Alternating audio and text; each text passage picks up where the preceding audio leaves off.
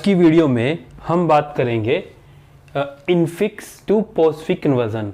Means अगर हमारे पास एक एक्सप्रेशन इनफिक्स में है तो उसको हम पोस्टफिक्स में कैसे कन्वर्ट करेंगे। ठीक है, जैसे हमारे पास ये एक्सप्रेशन है x plus y multiply z exponent p minus x divide y plus z। ये एक इनफिक्स एक्सप्रेशन है। इस एक्सप्रेशन को हमने स्टैक का इस्तेमाल करके पोस्ट फिक्स में कन्वर्ट करना है। ठीक है, इसके लिए हमारे पास एक एल्गोरिथम है जिसमें कुछ नंबर ऑफ स्टेप्स हैं। ठीक है, तो सबसे पहले क्या करेंगे, पहला स्टेप है कि ये हमारा एक स्टैक होगा। ठीक है, ये स्टैक होगा। तो सबसे पहला स्टेप है कि इस स्टैक पर आप अगर infix to postfix conversion करने जा रहे हैं तो सबसे पहला स्टेप है आप ये लेफ्ट पैरेंथेसिस को स्टैक पे पुश करोगे। ठीक है, तो पहला स्टेप हो गया कि लेफ्ट पैरेंथेसिस को आपने स्टैक पे पुश किया। फिर है scan expression left to right. फिर इस एक्सप्रेशन को आप यहाँ लेफ्ट से लेकर राइट तक स्कैन करेंगे। ठीक है, स्कैन करने पर उसने कहा if element equals to operand add to output. हमने पढ़ा था कि अगर हमारे पास a प्लस b है, ये जो दो हैं ये होते हैं ऑपरेंड और ये होता है ऑपरेटर। ठीक है, अगर हमारे पास ये हमारे एलिमेंट्स हैं, ये सारे के सारे एक्सप्रेशन के अंदर जो कुछ भी है x plus y multiply z p minus x y z, ये सारे क्या हैं, ये एलिमेंट्स हैं। अगर एलिमेंट हमारे पास आ जाता है ऑपरेंड तो हम उसको आउटपुट में डाल देंगे। ठीक है, तो आउटपुट में डाल दिया।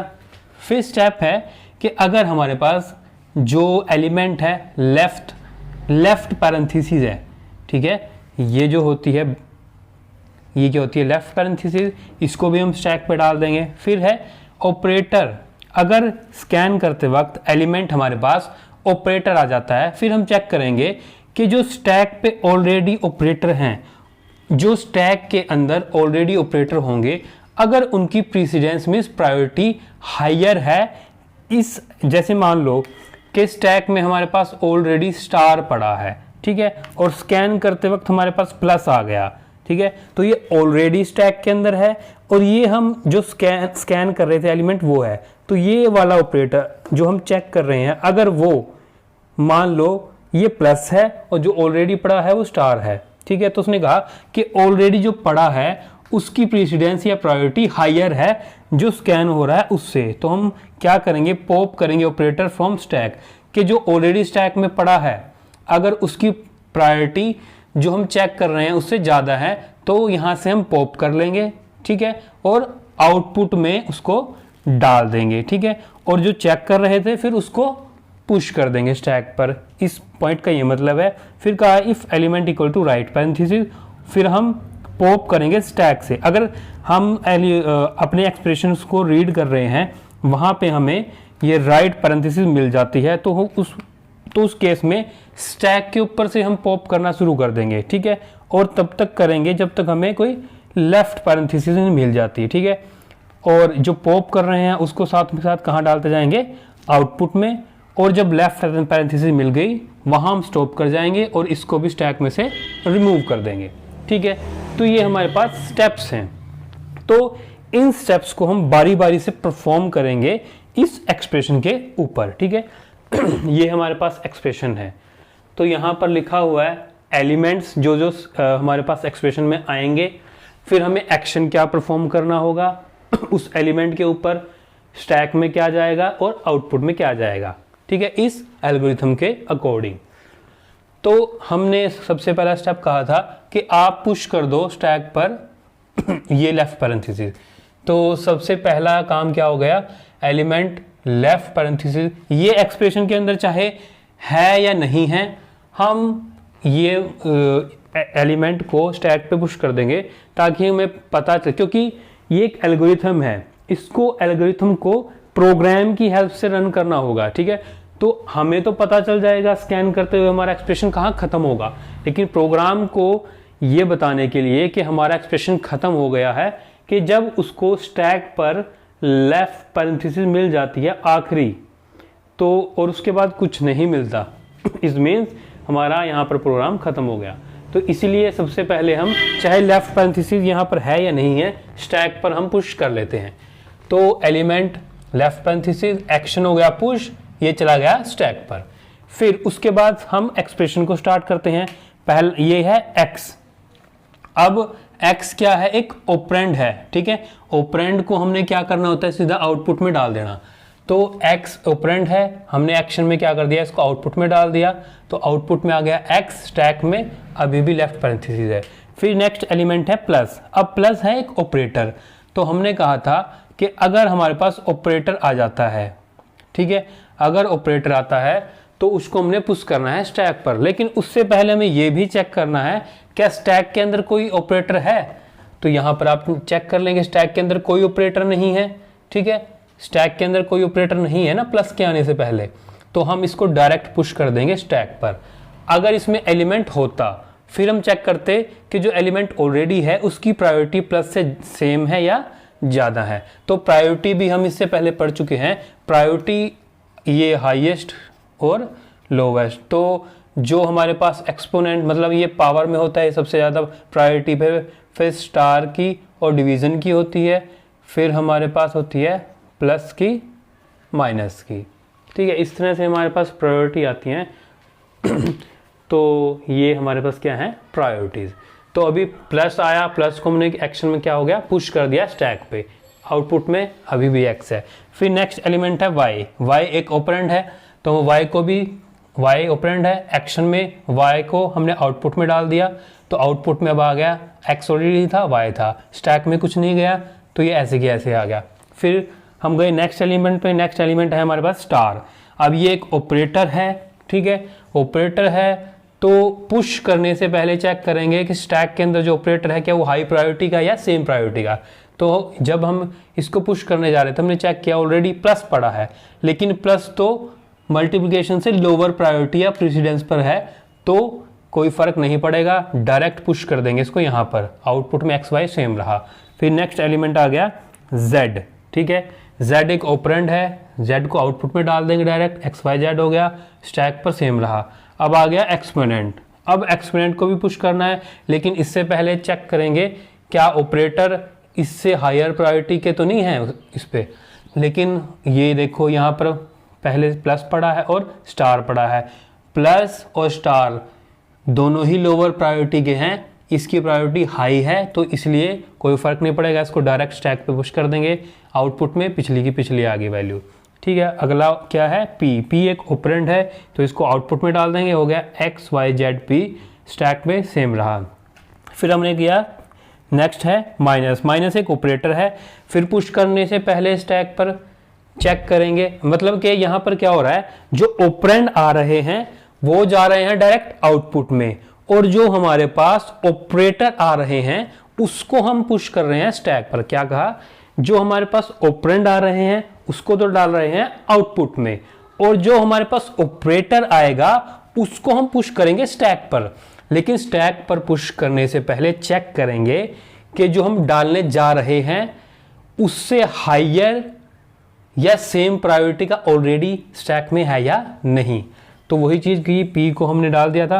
अब माइनस की बात आई है, ठीक है, हम चेक करेंगे कि माइनस से हायर या सेम प्रायोरिटी का तो नहीं है स्टैक में, तो ये माइनस सबसे लोवेस्ट प्रायोरिटी में है, उससे हाईएस्ट प्रायोरिटी पर है प्लस, और ये हमारे पास एक्सपोनेंट। तो हाँ बिल्कुल है, एक्सपोनेंट भी हायर प्रायोरिटी पर है माइनस से, स्टार भी हायर प्रायोरिटी पर है, ठीक है, और प्लस सेम प्रायोरिटी पर है। तो दोनों कंडीशन मीट होगी ना कि सेम प्रायोरिटी वाला भी पड़ा है और हायर प्रायोरिटी वाला भी पड़ा है। तो अगर ये चीज़ हो जाती है तो हमने क्या करना है, पॉप करना है ऑपरेटर्स को स्टैक में से और कहाँ डाल देना है, आउटपुट में, ठीक है। तो हमने सबसे पहले क्या किया, एक्सपोनेंट को पॉप किया, आउटपुट में डाल दिया, फिर स्टार तो स्टैक पर, इसको पॉप करने के बाद ये रह गया हमारे पास स्टैक पर, फिर हमने स्टार को पॉप किया, आउटपुट में डाल दिया, अब स्टार भी चला गया यहाँ स्टैक से, ये रह गया। फिर हमने प्लस को पॉप किया, यहाँ डाल दिया आउटपुट में, प्लस भी गया तो ये रह गया। और फिर उसके बाद हमने क्या कहा था कि जो हमारे पास लोअर प्रेसिडेंस या सेम प्रेसिडेंस वाला बचता है उसको हम पुश करेंगे स्टैक पर। तो अब ये जो माइनस सेम प्रायोरिटी या प्रेसिडेंस ये हायर प्रायोरिटीज से कम बच गया था, तो उसको हमने क्या करना है, पुश करना है। तो पुश कर दिया इसको स्टैक पर माइनस को, ठीक है बात। उसके बाद बारी आई लेफ्ट पैरेंथेसिस की। तो हमने कहा है अगर हमारे पास एलिमेंट लेफ्ट पैरेंथेसिस है तो इसको भी पुश करेंगे स्टैक पर। तो अब स्टैक पर ये वैल्यू थी ऑलरेडी, तो लेफ्ट पैरेंथेसिस माइनस और ये वाली लेफ्ट पैरेंथेसिस, आउटपुट सेम रही। अब फिर उसके बाद क्या आ गया, एक्स एक ऑपरेंड है तो इसको डायरेक्ट आउटपुट में डाल देंगे, ये बन गया आउटपुट। फिर हमारे पास डिवीज़न है। अब डिवीज़न क्या है, ऑपरेटर है, चेक करेंगे क्या इससे हायर या सेम प्रायोरिटी का तो नहीं है स्टैक पर कुछ। तो यहाँ पर अभी ये आप कह सकते हो कि माइनस लोअर प्रायोरिटी का है, ठीक है, और ये पैरेंथेसिस है। तो यहाँ पर फिलहाल कोई ऑपरेटर तो नहीं है, तो हम डायरेक्ट इसको यहाँ पर डाल देंगे। अब नेक्स्ट क्या है, वाई। वाई एक ऑपरेंड है, डायरेक्ट इसको आउटपुट में डाल देंगे, ये वाई आ गया और स्टैक ऐसे कैसे ही रहा। अब बारी आई प्लस की। अब हम प्लस कर रहे हैं। अब प्लस हम डाल रहे हैं, ये ऑपरेटर है, तो चेक करेंगे क्या इससे हायर या लोअर से हायर या सेम प्रायोरिटी का तो नहीं है, ठीक है। प्लस डालने से पहले डिवीज़न, डिवीज़न हायर प्रायोरिटी पर है प्लस से, तो फिर वही कंसेप्ट, हायर प्रायोरिटी वाले को पॉप करेंगे और आउटपुट में डाल देंगे, फिर लोअर वाले को पुश करेंगे। तो हमने क्या किया, डिवीज़न को पॉप किया और कहाँ डाल दिया, आउटपुट में।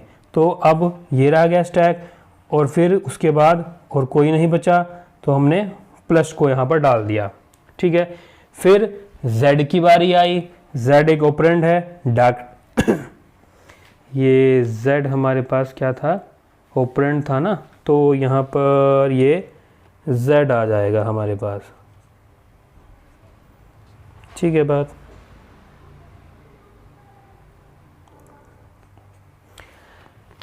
तो हमारे पास z था ऑपरेंड, इसको हमने डाल दिया डायरेक्ट। फिर बारी आई है राइट पैरेंथेसिस की। तो जब राइट पैरेंथेसिस थी तो हमने क्या किया था, पॉप करना है स्टैक में से तब तक जब तक लेफ्ट पैरेंथेसिस नहीं मिल जाती है, और फिर उस लेफ्ट को भी रिमूव कर देना है, ठीक है। तो लेफ्ट आने से पहले हमारे पास स्टैक में ये पड़ा था, तो प्लस है, प्लस को पॉप किया, ठीक है। पॉप करने के बाद डाल दिया यहाँ पर, ये z है यहाँ पर इससे पहले, तो ये z आ गया था ना यहाँ तक। फिर z के बाद ये प्लस डाल दिया हमने यहाँ पर, ठीक है। उसके बाद फिर उसने कहा जब तक लेफ्ट पैरेंथेसिस नहीं आएगी, z को पॉप किया था ना और आउटपुट में डाल दिया था, ये प्लस आ गया। फिर अनटिल जब तक हमारे पास लेफ्ट पैरेंथेसिस नहीं आती तब तक, अब ये आ गई तो इसको भी रिमूव कर दिया, फिर स्टैक पे रह गया ये। फिर हम कहाँ गए, अब ये हमारे पास यहाँ पर कुछ नहीं बचा ना एक्सप्रेशन में, ठीक है।